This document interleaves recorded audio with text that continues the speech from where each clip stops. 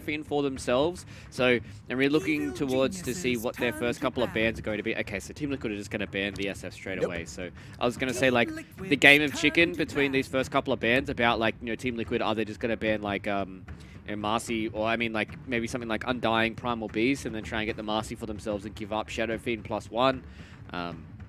It's going to be an interesting tale for them, especially because, you know, you've got the big brains in Blitz and Bulba. The two coaches going head-to-head here in this draft is always nice to see. And then obviously you've got Fly as well as Matumba Man, who are the ones that are actually clicking the buttons. So these first couple of bans are going to be oh so important, and I think this is going to be the tale for the remainder of TI. Is once you get into this second game, these first bans are so important for you because you need to make sure that you win the mental chicken between both these two teams about giving something that you don't care all too much about while getting something much better in return. 10 seconds remaining. Right now, I think EG need to be thinking about this Enigma.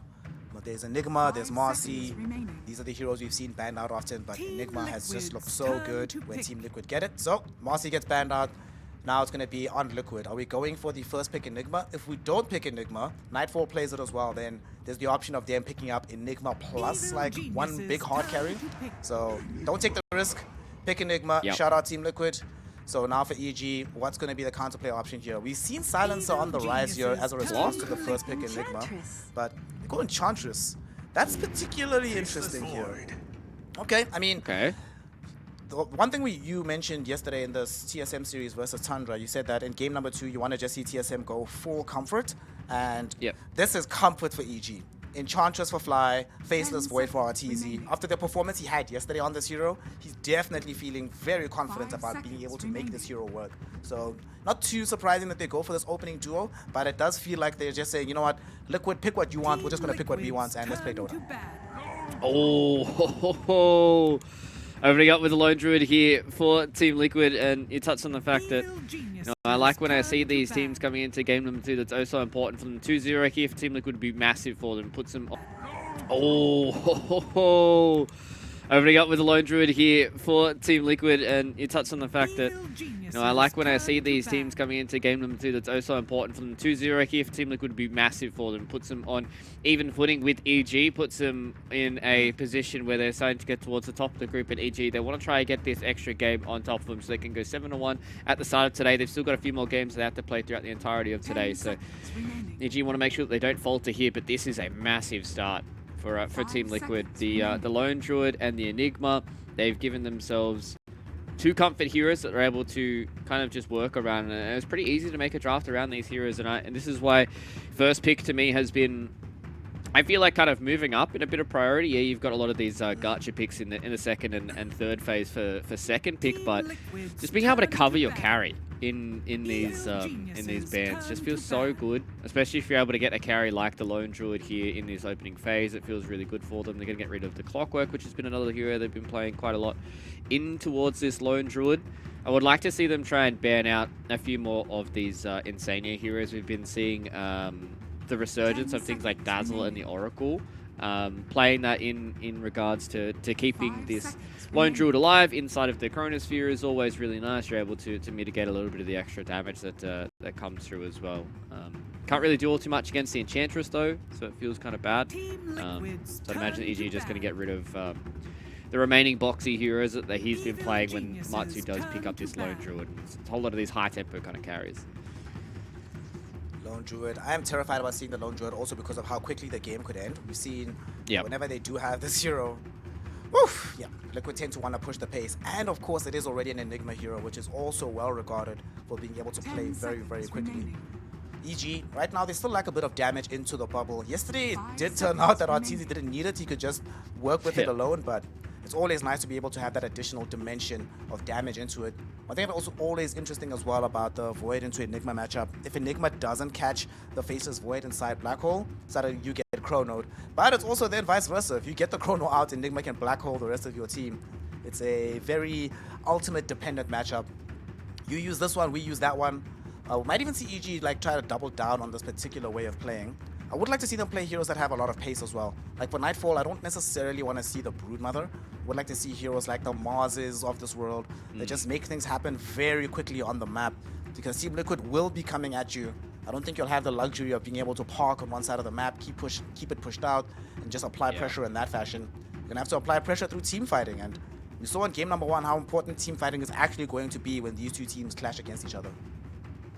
They're going to ban the Leshrac here for EG. It's been something that they've seen a little bit more, so they're just going to get rid of Mikke's Pangolier. He's been playing a little bit of that much recently as well.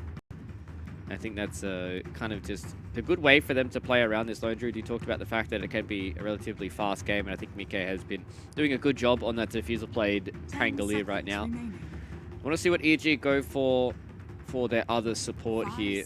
They have to pick a 1-2 punch. They have to pick the first here, and then they get the response at the end. Tusk, yeah. I feel like Tusk has been one of those heroes that has been making a little bit of an extra resurgence. Gives them that little bit of extra catch. Crit has been one of those players that has really been extremely strong on the Tuskar here. Gives them a way of killing the bear as well. Maybe Hoodwink, how do you feel about that? So they have some additional damage into the bubble without having to rely on a core hero. Yeah, I could see that. I think they might end up being in a scenario where they maybe don't really have their supports that can kind of run up and deal with some of these heroes. Obviously, you know, we've seen Enchantress be one of those kind of run in front of your team, break smokes kind of hero, and Crit can play in the back with the Hoodwink. He has played extremely well so far, and you're able to enable someone like Arbet as well. Like, you just catch like a random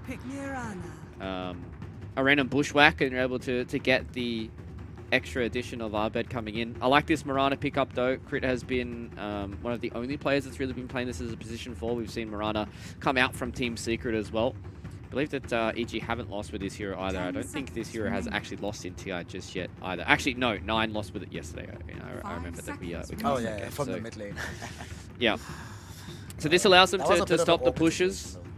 Yeah, it definitely felt kind of awkward, but this is good here for EG. It allows them to stop the pushes, they can kill the catapults, they can arrow the bear, and they can try and get an initiation that way and always have that little bit of extra damage for EG. It's also the additional damage inside of the Chronosphere itself. Once you get the Aghanim Scepter as well onto the arrow, much more damage, more disable. So ways to be able to cover your bases. Moonlight Shadow has also been a very well utilized tool, even though the Mirana hasn't herself been doing well. Moonlight Shadow is always quite nice. So EG, I think they're okay with this pick. And like you said, Crit hasn't been playing it, but if needed, they could try and shift this into the off lane, which is where it's been normally played lately. See, it depends on what the laning phase is going to look like. They know that they're going to be dealing with Lone Druid in the lane. It's nice to be able to not have to contend with being in front of the face of the bear itself. Liquid though, they have to start with their own support. We haven't actually seen them pick any supports thus far. And they'll start things off with the Boxy Tiny. El Classic, this one is. Oh my god, the Tiny Enigma lane. Yay! Very fun. Enjoyable times. Yeah. RTZ is not going to have fun in that top side of the map at all. 10 seconds remaining. I'm interested to see what they're going to pick up for Insania here. I'm leaning towards things like the Winter Wyvern, which we've seen a little bit of. It hasn't really had that resurgence. It is able to kind of counter out the Chronosphere with things like the Cold Embrace. But they're going to go for the Crystal Maiden. This is a hero that has been making her resurgence back towards a lot of these lanes. She is a very strong lane winner. She can do really well into the Enchantress. She just Frostbite the creeps. You're going to be A-okay. But now, are they going to go for something along the lines of like maybe like an Arbed Spirit hero? Give them that little bit of extra long range catch. They can link up with Crit. Fly's able to kind of just be that Spirit Soaker, the Spell Soaker in the front lines as well, walking in with his creeps and be kind of tanky. I just want to see an Arbed here. I just want to see Arbed have one of those games where he's able to pop off. Yep. He's able to prove it time and time again throughout the entire visit. They're going to go for Lycan. Not yet. Okay. We don't have the Arbed hero just yet. We get the Lycan coming out of EG for Nightfall. So looks like they are going to be certainly playing this Mirana as a 4. Well, we don't know just yet, unless this is Arbed clamoring for this Mirana. Didn't work out yesterday for the side of Tundra, but EG might have different ideas of how to play it out. So before this, they were kind of lacking in building damage. They weren't able to necessarily pressure the map, even if they were to win team fights. Their ability to take down towers was really lacking. Their ability to take Roche was terrible. And they didn't really have easy sources of vision all across the map, outside of like Enchantress sending a creep somewhere. Now between Enchantress Lycan, they have a bit more push pressure. How's Lycan been doing this tournament? It hasn't felt, every time we've seen it, it really hasn't felt that great. It's right now currently sitting on 1 and 2. Yeah, 1 and 2, only 1 win, 3 games played in general. So this is only the 4th Lycan pick, but just felt really lackluster for the most part when we've seen this hero. How do you feel about it here? On the bright side, once you go Shapeshift, you can just like run onto the Crystal Maiden, chomp her down, especially once you get the BKB. So that's something, but it's not the same kind of reach that you were clamoring for when you were asking for a Spirit hero for Abed. Yeah.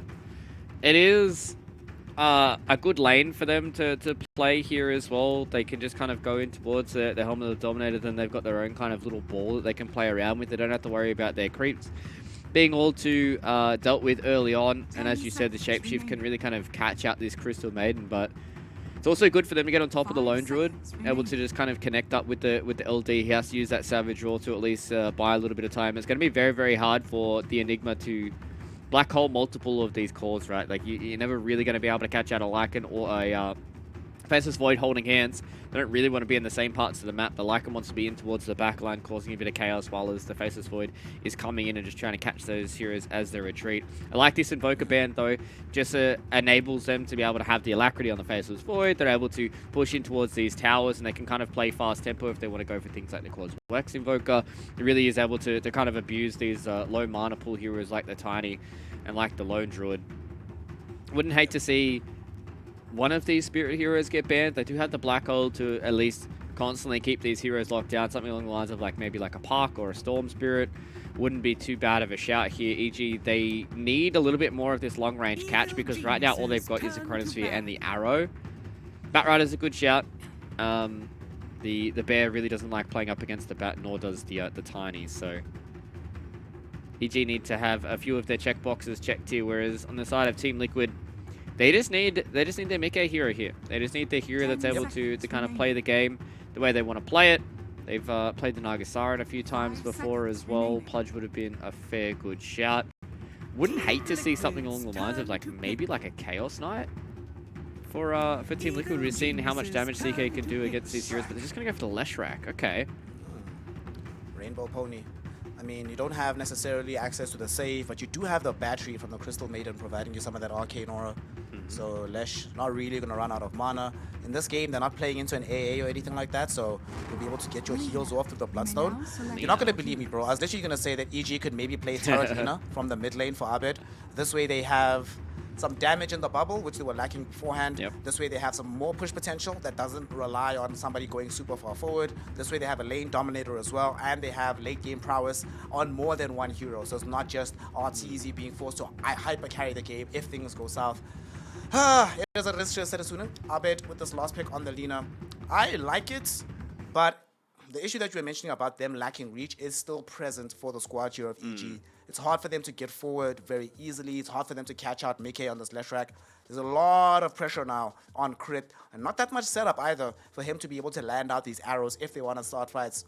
So who do you favor here at the very end? Does your blood still bleed blue for the EG side, or are you going to be switching teams for the European Dark Horses instead? It's so hard. I feel like both teams are kind of in an awkward spot here. Team Liquid, obviously, they've got a whole lot of comfort. They at least have the Tiny to alleviate a bit of their annoyances, not being able to catch out a few of these heroes with the Blink Dagger. EG, though, I think they have some pretty good lanes. Like, the Lycan's going to have a relatively easy time up against the Lone Druid. He's going to be able to catch out the Crystal Maiden early on. Crit has been one of those kind of standout players. Abed, Ulak has been playing extremely well as well. Both these teams have been playing to the absolute limits, and I think this is just going to be absolute banger of a game. I don't think I can go past EG here, though. I've been seeing what this Faceless Void has been able to do. He's been an absolute teamfight winner by himself. Team Liquid, they've got the comfort in the Lone Druid, but I don't know. I've got a feeling here that EG are going to be able to come out here with a bang. They understand that they have a few issues catching these heroes, but it's going to be all about them setting the tempo and just getting kills whenever they can with the Chronosphere. Let us find out if that's what they'll be able to achieve here in game number 2. EG currently have suffered their first overall game loss here in the group stages of TI11. Let's find out if they'll be suffering their first series loss as well. This Team Liquid has tons of comfort picks. I can't look past Sai Enigma and Matu Lone Druid in the same game. I like EG. I think they've been performing really well at this tournament, but this is certainly going to be a big test for them. Game 1 was not a test that was successful at, but in Game 2, they're trying to make it much more so. This Lycan Wolves did get some vision here of Insania, which allows EG to come up the hill, find out this Crystal Maiden, and bring him down quickly. First blood drawn by a crit. And Crit Marana is no joke. Him being able to get off to a good start has been able to lead to EG victories many, many times in the past. So they also have some great comfort here. This is going to be very close, no matter what. I just want another 70-minute game, then I'm happy, and it's okay. I definitely feel like the same as well. You know, obviously there's going to be a lot of team fights. There's going to be a lot of kind of the bubbles against each other, right? We've got the black hole going in towards the chronosphere, so it's going to be interesting to see who comes out on top of these team fights, because we've seen what these Nigmas have been able to do. They don't really have a good way of stopping the black hole. They can kind of just bash him or bubble him up, but on the other side of things, the chronosphere, they've got a decent amount of damage inside of it. They don't really have a good way of saving anybody who gets stuck inside of the chrono. So that's going to be the tale for me, is about like how these team fights pan out between EG and Liquid, about who gets off to an early start with these laning phases. Is Arteezy going to have a relatively easy time on this faces forward and become a monster? Or is Team Liquid just going to have that, you know, first kind of 20 minutes where they've had free farm on their lone druid, they've had free farm on everybody else, and they're feeling pretty good with how this is. They made the lane switch with Matoma Man going mid here on the lone druid. One of the heroes that can actually do really well against Alina, just because you have that, you have the bear that's able to tank a lot of damage for you, where Alina tries to abuse the Dragon Slayer with the right clicks. They do not want to be lane dominated, so they're like, well, Lesh, you go elsewhere on the map, my friend. You can just farm from the top lane. Bottom though, Boxy's in danger. Might have a first blood happening as we see Arteezy's beating down onto him. Doesn't have the time work anymore, but doesn't need it as Fly able to get a kill on this side of the map. So good start for EG. They get a kill down bottom, mid lane. Yeah. Although they have put this lone druid into the lane with Abed, and yes, Abed will experience some pressure from this, ultimately we still expect Lina to be perfectly fine. So Matu, very unlikely to be able to heads up kill Abed. So things should be fine for the most part here for EG. Yeah, if Matu gets some high rolls on the old entangles, that's when he can start to feel really well. But I think EG starting out a little bit better here in the laning phase than what they did in game number 1. They're definitely feeling that they've got some stronger lanes. This Mirana and Lycan lane is a little bit of an interesting one, right? Because the Leshrac can do a lot of work about being able to deal with the little wolf babies, but outside of that, if you ever get caught by an arrow, if they ever get caught with them just getting run at, it's going to be oh so hard for them to try and peel for the Leshrac, who is one of those heroes that is relatively notorious about just kind of people just running at it and blowing it to pieces. So Mike's able to have a half-decent time in this top lane, we should be okay. But there's just a lot of aggression coming in from EG, and I like the way they're playing their lanes this time around. Crit's just hitting Insania for all he's worth. Going to try to put as much pressure on the top side of the map as humanly possible. One thing that's also interesting about this top lane is because they have the leap on the Mirana, the Frostbite into Split Earth combo doesn't work nearly as well. Bottom Fly going to take some harassment damage from Boxy and Zai, but not enough to truly threaten the Enchantress. Will be able to back himself away. They haven't blocked any of these camps down bottom, so Zai and the boys will have to deal with Enchantress at her full strength. She can dip in to find any of these creeps. Nice tangle or cancel on the salve. As we look towards top lane, let's talk about some of these heroes where we're going to be expecting bows to be going first. Let's connect onto Lesh, onto the Lycan rather, from the Leshrac. Do they have the damage to kill Nightfall? They might actually with the Lightning Storm, and indeed they do. Mike ends up just being able to chomp him down. All right. I was literally about to ask how quickly should the Lycan buy BKB? I think that answer is yes. Yeah.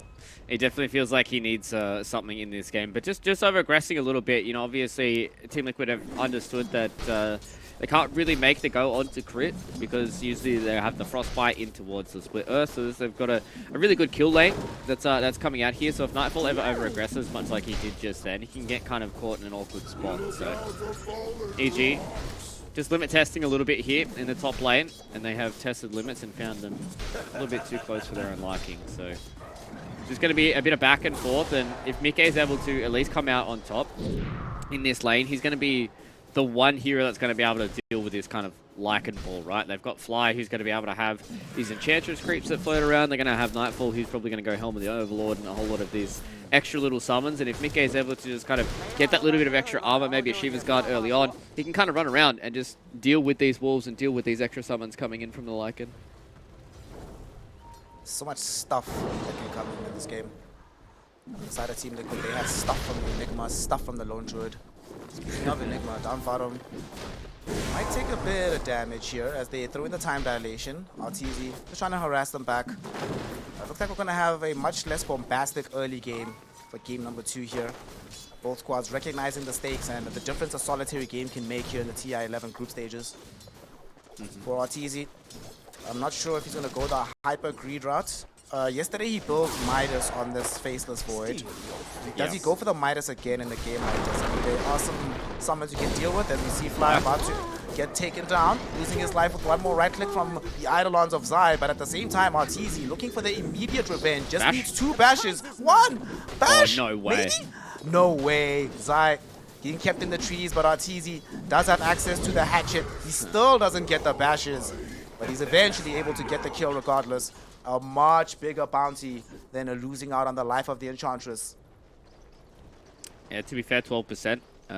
He didn't get any of those percents there, but circling back to your question about the hit and Midas, I do like it going up against these heroes that like to build, you know, kind of like HOD and all that kind of stuff. Like the Mask of Madness this game around, like you're playing in towards a lone druid, so if you ever get caught out with that Mask of Madness, it's going to be very, very hard for you to play the fights around. I've just been liking Hand of Midas just a little bit more on Faceless Voids, so I feel like RTZ probably will be going back towards that Hand of Midas this time around, unless he wants to try and play a little bit faster and skip out on the Mask of Madness as well as the Hand of Midas himself and just go directly in towards the Maelstrom. Wouldn't hate that either. They've got a lot of damage inside of their own Chronosphere. They've got a good ball that they can kind of get going with that Helm of the Overlord. They can play behind Fly if they're going to be on this Enchantress, so they definitely got ideas to be able to play something a little bit different. Oh, Arrow of the Gods. Crit, man. Crit. Alright. Well. What's up? That was a long-range arrow with no setup. All he had was the enchant slow from Fly, but nonetheless he's able to get that kill. This'll come in handy. And like you mentioned, we know that there are going to be some of these big items coming in from Team Liquid, so having a Hand of Midas would help a lot. Scaling potential is always quite nice. Now that they have started to roam a little bit with Crit, they might actually just choose to stick him around in this bottom lane, but at the same time we have a smoke from Boxy and Insania. They're like, well, if supports are moving, we want to be able to do the same, but unfortunately Abed has already dipped back into the jungle. One thing that is interesting about this game for me is that I look at all of these cores. All the core heroes in this game are not mobile. They're like, sit in my lane, farm forever, for as long as humanly possible. It takes me quite a while before I feel comfortable moving off this. So it is going to be the supports all the time that are forced to make these movements on their behalf. Otherwise, the map is just not really going to change. They're still sticking around. Well, Abed. Boxy comes back in, had the patience to wait for Abed. There will be a LSA with an arrow that connected onto Matu. Matu dies first. They do eventually get the kill onto Abed, but hashtag worth for the side of EG because they might be able to pick up more off the back of this. Crit will have arrow again in 2 seconds. Insania, you are dead to rights, my friend. Boxy is doing his best to try and block the angle of the arrow, but not going to be allowed to do so. And now because of this, he might be the one that gets arrowed himself. Crit leaps away. Boxy misses the tree throw. Now he's in danger. Do you have your boxing shoes on, your dancing shoes on? He had them yesterday, or earlier on today rather, in game number 1, and yesterday as well, frankly. He was juking everything. Looks like Crit is aware of how good his shoes are. Won't even choose to try and throw out the arrow. Great play middle though, coming in. With EG, though they lose Abed, they intercept the gank and get a massive kill of their own. Yeah, that's big for them. Yes, they do lose Abed, but they get the transition there onto Matumba Man. They get the transition back on towards Insania as well. So Liquid are doing a good job at reading the movements around the map. Crypt just being in the right place at the right time. They understand they can kind of just leave Nightfall to his own devices up in this top lane.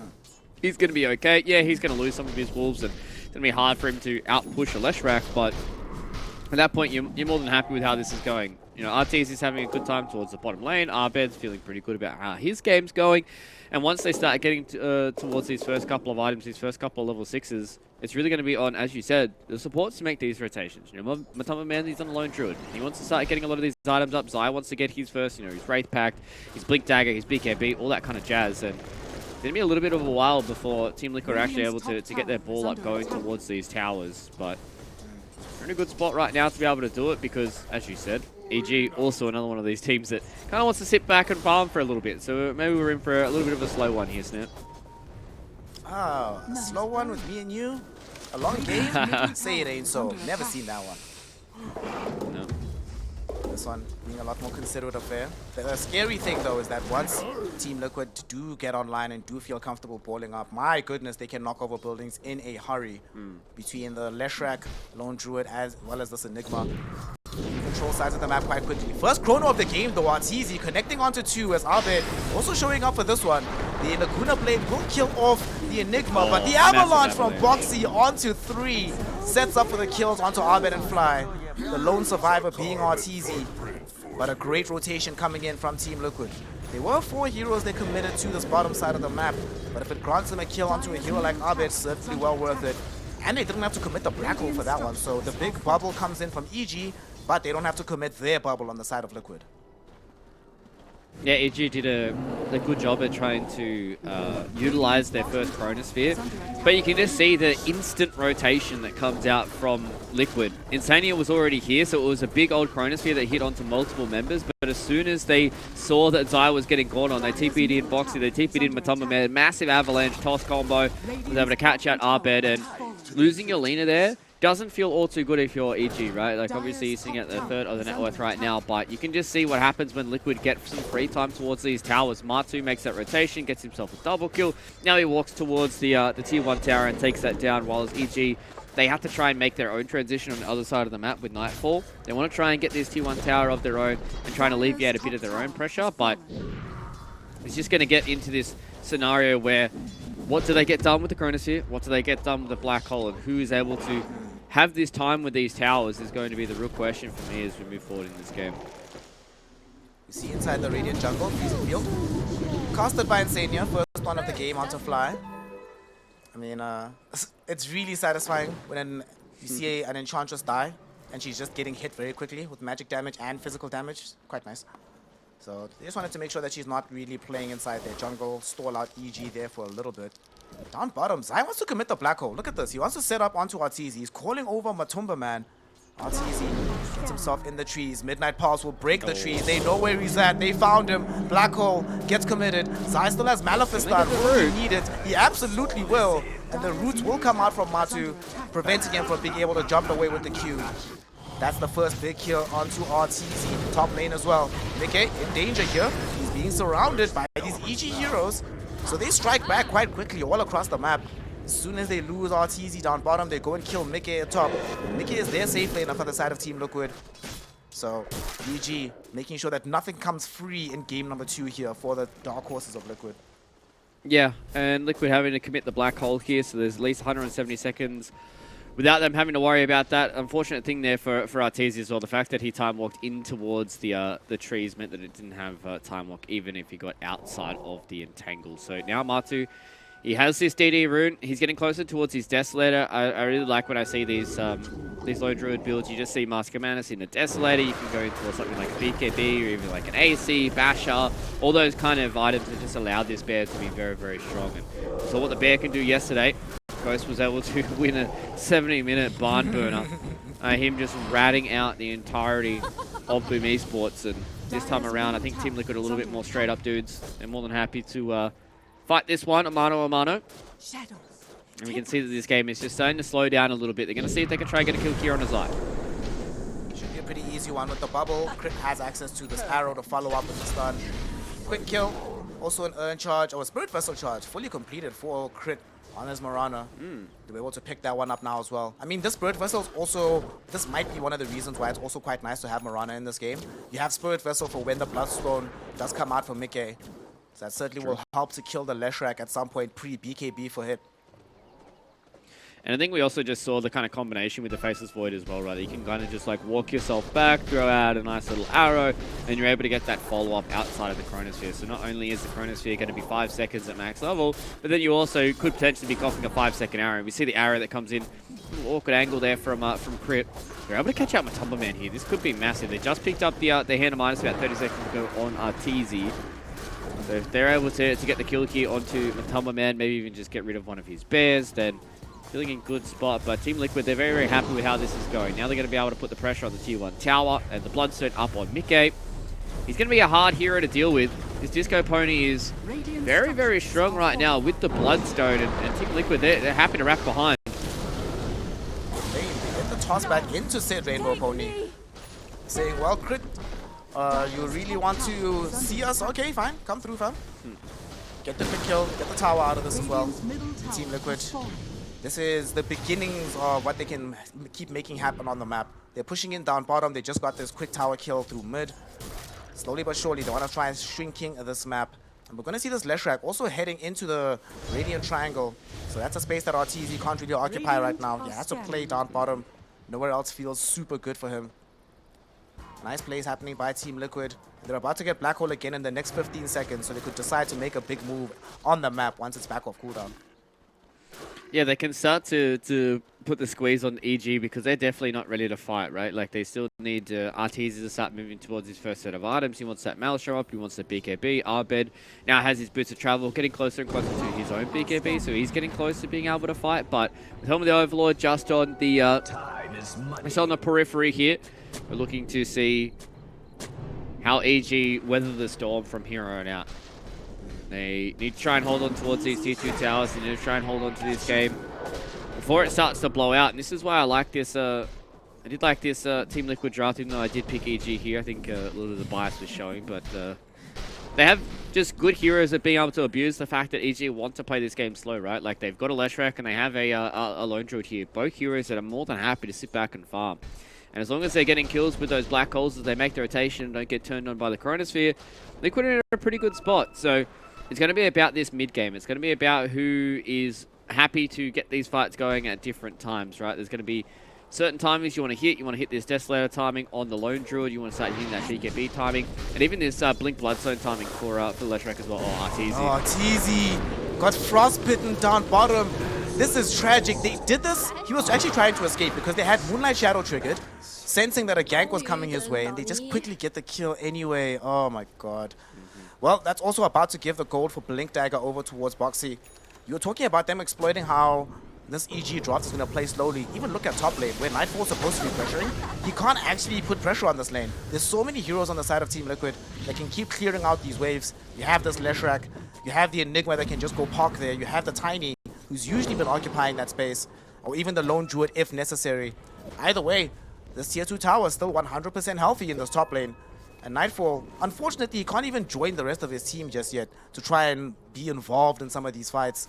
It's a really unfortunate stage of the game right now for the side of EG, but they're going to try and maybe make a play, because Crit, Fly, as well as this Nightfall Lycan are together, but what really sucks is that without the Faceless Word, without the Lina, doesn't actually feel like these heroes can make any plays. Erstwhile, Team Liquid, they smoke up as 4. They want to reveal this Blink Dagger of Boxy. Hasn't found a target just yet. Going to the low ground. Might go north. If he finds Nightfall here and tosses him back, this would be so painful. I think Nightfall recognizes that he's in some degree of danger. Backs off. He's going to be fine. Fly, maybe not so much. Fly actually TP's out like a boss. Baits out the Avalanche after he's already gone. And Crit able to escape on the eastern side as well. So Team Liquid, a lot of their time has been wasted in the top part of the map. And yes, they wanted to make a play, but them not making a play turns out to actually be really good. Arbed and Arteezy get all the space on the map as a result. Yeah, they just kind of walked past a few of these EG members. They weren't able to see Crit, they weren't able to see Nightfall, and they weren't able to get that final catch on the Fly as well. So a little bit more time here for EG. Liquid are in a really good position right now. It's going to be very, very hard for EG to try and get a stranglehold back on this game. They have the BKB up here now for Arbed. They also have the Helm of the Overlord on Nightfall, so they at least have something. They've still got this team fight to always fall back on as well. You can never count out a Faceless Void Chronosphere. You can never count out Alina in these fights. So you can't even count out a random arrow connecting onto you for a 4-5 second stun. They're going for something now. They've smoked up. Haven't been able to find an angle of approach just yet. Unfortunately, their relative lack of map control makes it much more difficult to make these jumps. In mid lane, Boxy jumps onto Arteezy. He gets feared. He gets right-clicked down.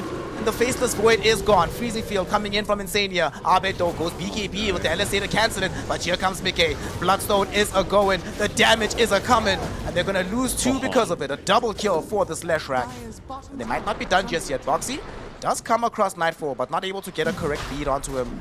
However, with these 3 heroes being dead, and especially with Arteezy having fallen to the wayside, this opens up the path for the Roshan pit.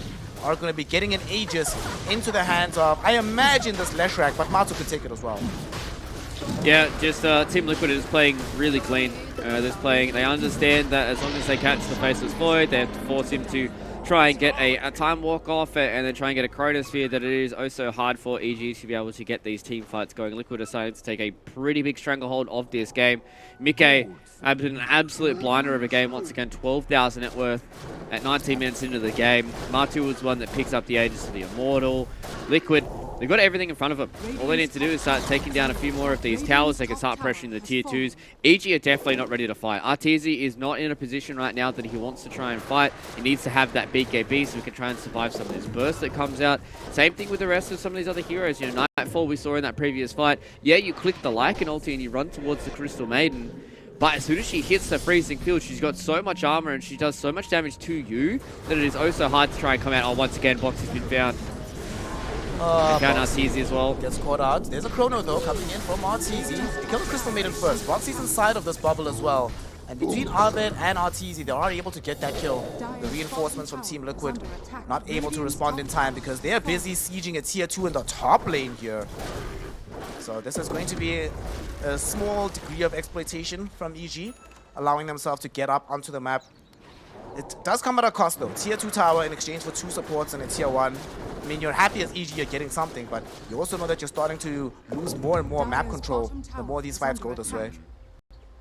And that's the scary thing, right, is that the map's starting to get smaller, this map's starting to get darker as well. Zai has the BKB, he's going to walk in. Oh my god. Arbed! The usage of the LSA with the BKB actually cancels Zai's Black Hole. He doesn't have a BKB of his own. This is a great time for EG to try and re-engage. They know they don't have to worry about a bubble, and they also know that there's at least 2 of the core heroes down bottom. Mickey realizes this as well and blinks to safety underneath the tier 2 tower. But where's the catch gonna happen? Oh no! Mid lane crit walked underneath the sentry ward. So the Moonlight Shadow does not provide him with protection as Zai ends his life.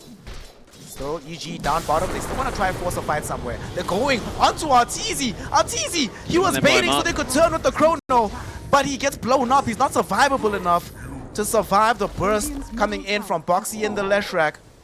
And while this is happening, look middle. This push has been on from Matu and Zai.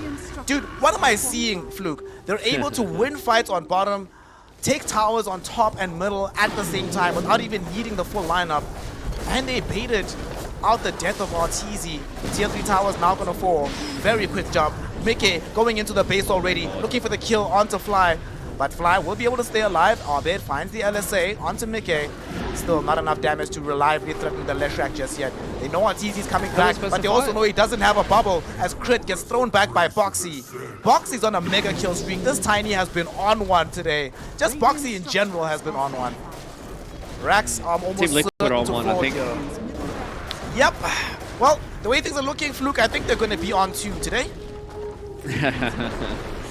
You know, get the 2-0 here against CG would be big for them, and this is what we always talk about when we talk about this Team Liquid squad. You have to be so careful about how you draft against them, and this is why I talked about this Game 2 being oh so important for these teams to really kind of figure out who's winning the mental kind of warfare, who's winning the band chicken, who has the better kind of ideas about way these drafts do work out. I really like this Team Liquid draft, where they just open up with the Lone Druid. And I think this might start leading teams a little bit more towards first pick. Just being able to protect a carry like Lone Druid just opens you up to so much more in these fights.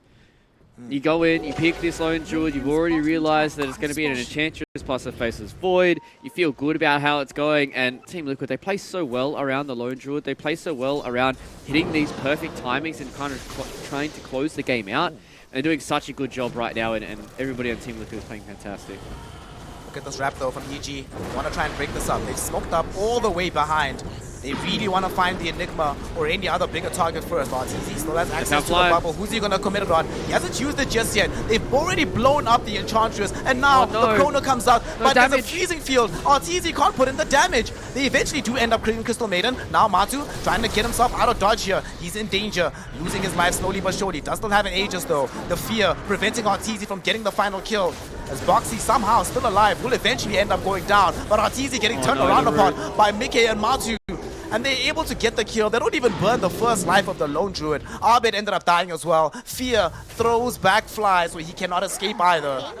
As the only person able to run deep away is going to be Nightfall. Crit is forced to hide inside the trees, and EG has seen enough. They do not feel they have what it takes to keep this game going, so they throw in the towel, they call GG, they ensure that Team Liquid are not just on one, they are on two as they secure a victory.